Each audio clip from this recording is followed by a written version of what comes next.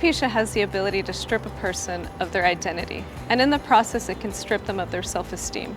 I'm here with Deirdre, an individual who redefines beauty while fearlessly advocating for alopecia. So can you tell us a little bit about yourself, Deirdre? My name's Deirdre Nero. I am an immigration attorney in Coral Gables, Florida, and I am 42 years old, and I've had alopecia for half of my life now. I got it when I was 21.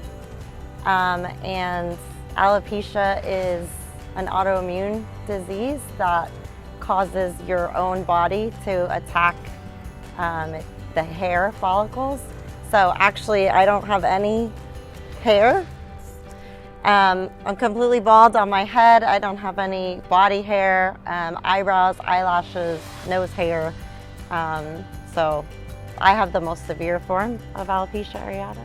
So can you tell us about the different types of alopecia? Yes, so I have the most severe form now. However, when I got it when I was 21, I had the patchy form of alopecia, which is actually alopecia areata, which it's a little confusing because they call the entire autoimmune disease alopecia areata. However, when you're referring to the types, areata means like circular bald patches.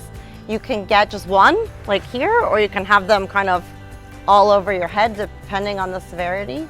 And then some people, not everyone, but some people progress then to what they call alopecia totalis, which means that you lose all of your scalp hair, but you still maintain your eyebrows, eyelashes, and body hair.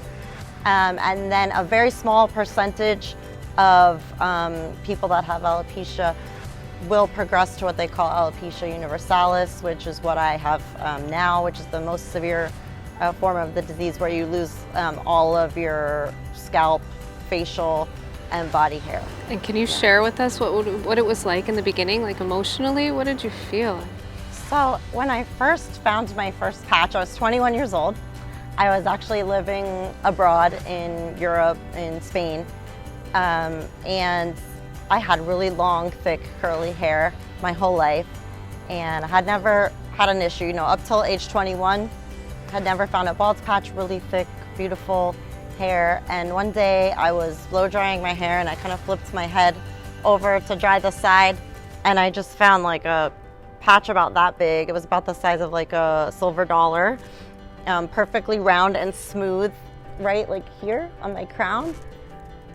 And at first I was just like in shock and confused. I had obviously never heard of alopecia at that point. A lot of people haven't heard of it. It's not a very well-known disease, and so I really didn't know what it was. I got really upset. I remember I called my mom crying, and she was like, "I'm sure it's nothing, like just enjoy your semester abroad, don't worry about it. We'll go to the doctor when you get home, like just have fun, don't worry about it. Like flip your hair the other way and no one will know."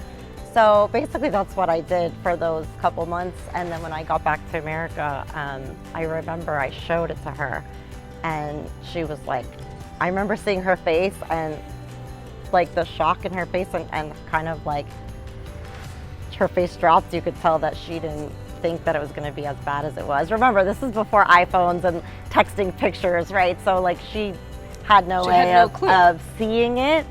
Whereas now we would be like taking pictures and sending them instantly. Back then it wasn't like that. So yeah, she was really surprised, and that then, scared me. I was worried, but then I tried not to get too upset, until I knew what it was. And so initially you usually go to a dermatologist for the diagnosis, because it is considered to be, even though it's an autoimmune disease, it's considered to be a skin disease. And so the dermatologist is usually the diagnosing medical professional. And I remember this dermatologist was like, looked and was like, "Oh yeah, you have alopecia areata. There's nothing you can do about it, like, bye," and basically sent me away. And I was stunned. First of all, I had never heard of alopecia areata, so I didn't really know what he was saying to me. And he gave me no support, no information, and just kind of sent me on my way with no plan or anything. So I got on the internet, which was still like scary, like old-fashioned dial-up connection with like the giant computer this big. And I started doing some research and I found some information, and honestly, it really scared me because I saw like a lot of pictures of people that were completely bald. And at this point, I just had like one patch. I still had pretty much a full head of hair. And it really scared me. And I remember my mother telling me, don't worry, that's not gonna happen to you. Like, I'm sure that won't happen to you. So it did, obviously. But, How long did that process take, let's say, from the initial patch to... For me, it was slow, which I'm actually really thankful for because I kind of had a time to adjust through each kind of progression. Yeah, a lot of people, or some people, will progress from finding a patch to being completely bald within like a matter of a week or two. And so it's very fast and very dramatic. But luckily for me, mine was more of like a slow progression. So I had patchy alopecia for years, probably from about age 21 until like my late 20s. And then when I went through a divorce, unfortunately, and during that time, my patches started to get like really big. So like instead of just a few little patches, they started getting like big like this, and then they were kind of growing together and attaching to each other to the point where I had more bald than I had hair. And by that kind of point, it wasn't very long until I just completely lost all my scalp hair. And then I had the totalis version, which is just the scalp hair for years again. So I had like a couple of years then to adjust being a bald woman, but still having like my eyebrows and my eyelashes. And then I think it was about like 12, around there, that I lost my eyebrows and my eyelashes and my body hair. And I have to tell you that that was probably the hardest thing for me, harder than losing all my head hair. Can you open up why? Was it just looking in the mirror and not seeing yourself? Or? That's like exactly it. When you lose your eyebrows and your eyelashes, especially your eyebrows, your face really changes. And when you look at yourself in the mirror, you really don't recognize yourself. I remember a couple times when I would wake up and I would go to the mirror like first thing in the morning and actually like jump at my own reflection because I didn't recognize the person that was looking back at me, which is a really sad and like terrible experience to have that I wouldn't wish that on anybody. So that was when I really started to struggle a lot. But luckily, that's also around the same time that I found the foundation. That's what I was going to ask. Like, who did you reach out to? Who was your support system in getting through this? So up till that time, it was really just my family and my friends. I was very private. I would have never done something like this. If you paid me $1 million, I wouldn't sit here and tape a video with no hair on. My family and my close friends, and that was about it. I was always wearing a wig all the time, and obviously when I was home with my family, I would take the wig off, but I was really private. And then I found the National Alopecia Areata Foundation, or we call it NAF, the acronym's NAAF. I went to a conference. Actually, it was funny how it happened. I was going to visit a girlfriend of mine who lives in Los Angeles, and I don't remember how. I must have been researching the foundation at the time because somehow I saw that they were having their conference in Los Angeles while I was in Los Angeles visiting her. So I said to her, and obviously she knew, she's my best friend.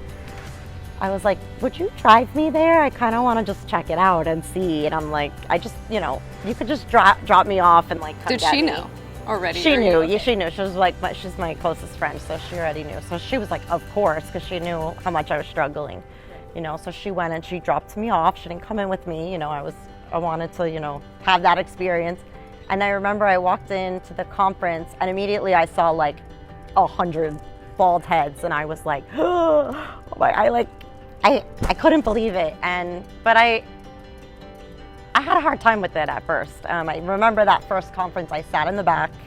I didn't talk to a soul. I cried the entire time. I was really like having a moment, but it really opens my eyes to the fact that I wasn't alone in this, that there were other people that understood what I was going through, that could support me, give me information that I needed.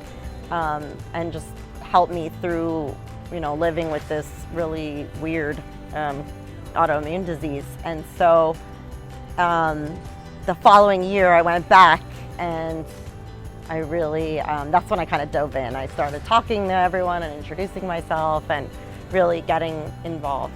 So yeah, after I had that first year experience, when I went back, I was ready to dive in. And I ended up getting quite involved in the foundation almost right away, because it was, I think, 2012, so maybe the next year. I started working with their new legislative liaison team.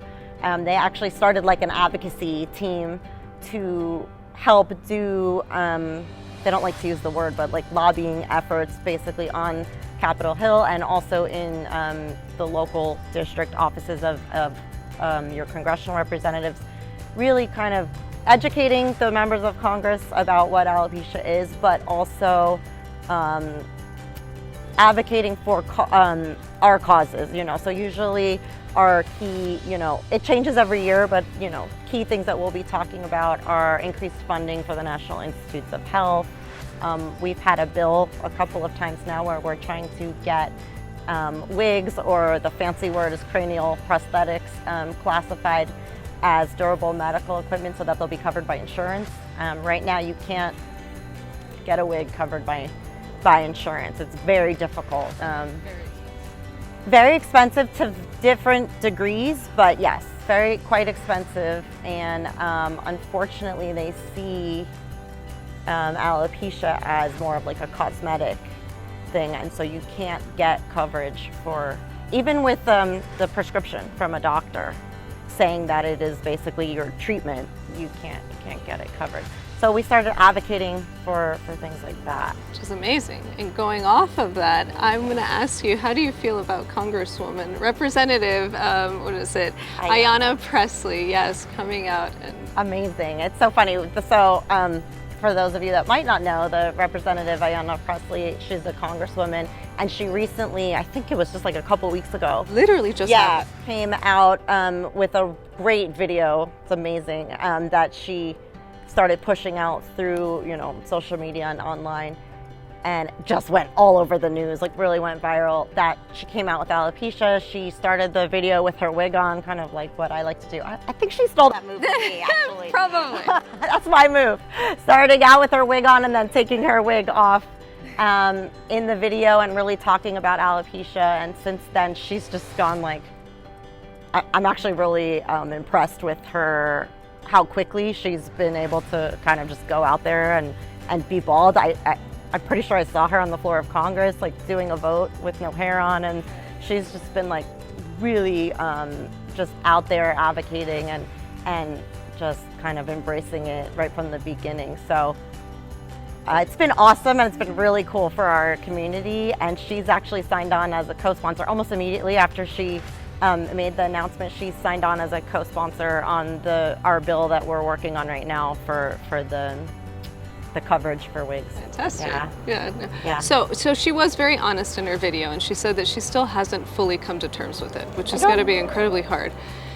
What would you say to her and other people that are still in that transitional period, trying to figure out how to continue on? Because you're doing an amazing job. You're advocating, you are fearless, you are beautiful, you've redefined beauty. What would you say to these women? And men, because everybody's affected, right? It does affect both women and men of all races and ages. So anyone can get alopecia at any stage. There's a lot of little kids that have it. There's a lot of people that get it later in life as adults. For women and men, it's a struggle. A lot of people underestimate the effect that it has on the men, actually. There's bald guys out there, it's not a big deal type of thing, but the men struggle just as much as the women do. I would say that I would tell them that, number one, it's okay to not be like totally okay with it, and everyone goes at their own kind of pace of acceptance. There's some people, and you'll see this a lot at the conferences where you have like a large community of people with alopecia all together at one place. Everyone is kind of at a different point with their like alopecia journey. A lot of people will never show their bald head like under any circumstances. because they just don't feel comfortable with that, and that's okay. That doesn't mean that they're any less, accepting of who they are. They just aren't comfortable with that. They're not maybe there on their journey, and maybe they will be someday, maybe they won't be, and that it's okay. We really try in the foundation to express that to the community affected, that however you want to handle it to make you feel comfortable is okay. And if you want to be out there and be bald all the time, great. If you want to be like me, I call myself like a half-timer. I'm kind of like half the time in wigs and half the time without wigs. I'm very open, but yet I still wear wigs like for work and when I get dressed up and everything. Or there are some people that never wear a wig, or people that always wear wigs. It just depends on your level of comfort, and just knowing that there's a community out there to support you, like the foundation. It helps. It helps to see other people and talk to other people that are going through the same thing, so that you know that you're not alone. Because I know that, like, at least for me, until I found the Alopecia Foundation, I felt like I was the only person on earth with this disease. I had never met anyone with it. I had never heard of it. No one that I told that I had it had ever heard of it either. So I felt really alone, and until I found SNAF, that's how I felt all the time, And so now I know that that's not true, and it makes you feel better. And for me, I know that, like, doing advocacy and creating awareness and supporting other people has been like my medicine. It's the way that I deal with this, because as like well-adjusted with this as I might seem, it's hard. Every day is hard. Every day I have some kind of thought or issue or some kind of problem, or wishing that I had my hair back. It does still hurt and bother me, even though I'm like out there and like seemingly like someone who's empowered with it. And so I found out that being an advocate and also a support for other people that have the disease has been the way that I cope, and the way that I kind of like feel better about this. Well, thank you. I really appreciate you coming out here, sharing your emotions with us, because I know that there are a lot of people that are going through a situation similar to yours, and they could use that. They could use that support, and it's beautiful what you're doing. It's been really great for me. I joined the board of the Alopecia Foundation in 2016, and in 2017 I became the secretary of the board. So now I'm actually like on the leadership team of the foundation, and they're doing some really amazing work, really just searching for a viable treatment option, someday maybe even a cure, really just creating awareness around this disease, supporting the people that have it and their families. Thank you so much for coming out and sharing your story with us, Deirdre. Thank you for having me. I really appreciate it. And I just want to say to anyone out there that is struggling, I'm here, and the National Alopecia Areata Foundation is here to support you. So please feel free to reach out. Thanks again for tuning in. We're going to be bringing out more of these videos and interviewing more individuals with inspiring stories throughout the community to help you guys. Make sure to tell your friends to tune into Choice MD, follow us on social media, and we look forward to bringing more videos.